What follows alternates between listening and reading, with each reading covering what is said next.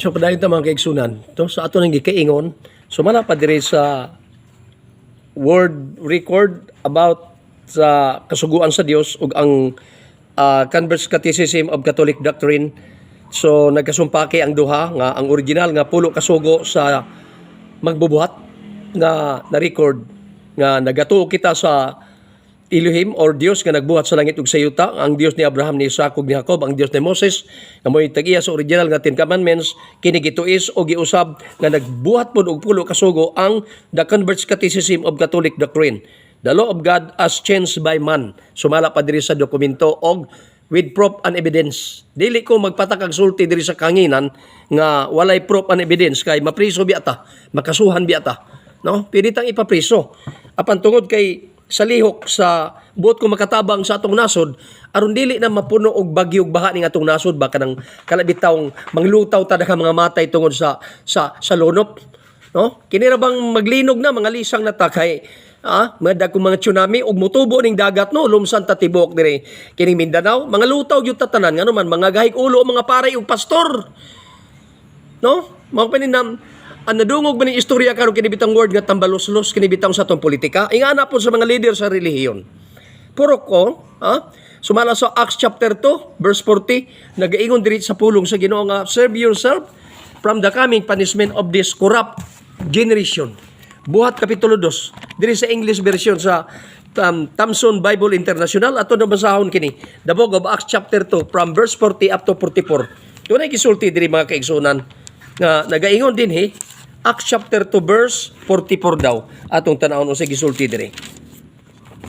Nagkanayon diri sa ampulong sa Ginoo nga matud pa all the believers were together and had everything in common. Atrasa na to verse 42. They devoted themselves to the apostles' teaching and to the fellowship, to the breaking of bread and to prayer. Everyone was filled with awe, and many wonders and miraculous signs were done by the apostles. All the believers were together and had everything in common. Selling their possession and goods, they gave to anyone as he had need. Every day they continued to meet together in the temple courts. They broke bread in their homes and ate together with glad and sincere hearts, praising God and enjoying the favor of all the people, and the Lord added to their number daily those who were being saved. Atrasan pag yun na to, verse 40 daw. Anyara, sa verse 40 di ay, with many other words, he warned them and he pleaded with them, save yourselves from this corrupt generation. So, aron kadi madamay ni ining word nga corrupt generation, nagaingon usab ang Revelation chapter 18 verse 4, unsay gisulti diri? Revelation chapter 18 verse 4. Ang gisulti diri sa Ginoo nga nagkanayon usab, gumula kamo akong katawhan aron dili kamo makaambit sa iyang hampak, aron kamo dili makaambit sa iyang silot. 4 verse 4 nagkaingon diri. Then I heard another voice from heaven saying, Then I heard another voice from heaven say, come out of her, my people, so that you will not share in her sins, so that you will not receive any of her plagues. For her sins are filled up to heaven, and God has remembered her crimes. Give back to her as she has given. Pay her back double for what she has done. Mix her a double portion from her own cup. Gumula kamo akong katawhan aron kamo dili madamay sa iyang silot kay hampakon sa atong Elohim, sa atong Dios, sa atong Creator, sa atong Maker, kanang nagpasiga sa adlaw bulan ug kabitunan nga Dios nga balaan ni Abraham, ni Isaac ug ni Jacob, Dios ni Moses nga naghatag sa napulo ka sugo nga original nga sugo. Pagulaon ta diha mga kaigsunan. No, ang atong kalibutan perti nakakurap karon.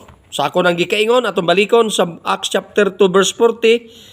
Porti jud ay mga kaigsunan nga nagkanayon, luwas sa inyong kaugalingon sa maabot nga silot nining sukwahi nga kaliwatan. Aron kita makalikay sa silot, gumula kamo akong katawhan sumala sa gisulti sa Pinadayag kapitulo 18, bersikulo 4, mga hinigugma, mga kaigsunan. Kagana pagsugod sa atong vlog, nag-isgot kita about ni ining sacred name. Ang sacred name gikinahanglan kining madawat sa tao. Ngano man, tungod kay ang ato nga translation sa Biblia gipasalaag kita niining Greek. Ang Greek layo na kayo sa original nga version ug ang kaluwasan nagagikan lamang sa mga Hudiyo. No other name above the name of the Messiah. What is the real true name of the Messiah? Is our Yeshua. Yeshua, the Messiah. Nagpaaga siyang dugo sa krus sa Kalbaryo. Siya, gikan siya sa atong Elohim, sa atong Yahweh, nga gipadala, sumala sa Juan 3:16, kay gigugma sa Dios magaing kalibutan, nga sa pagkagi, gihatag niyang iyang bugtong anak, aron ang tanang mutuo, musalig kaniya, dili malaglag, kundi makabatog kinabuhing dayon.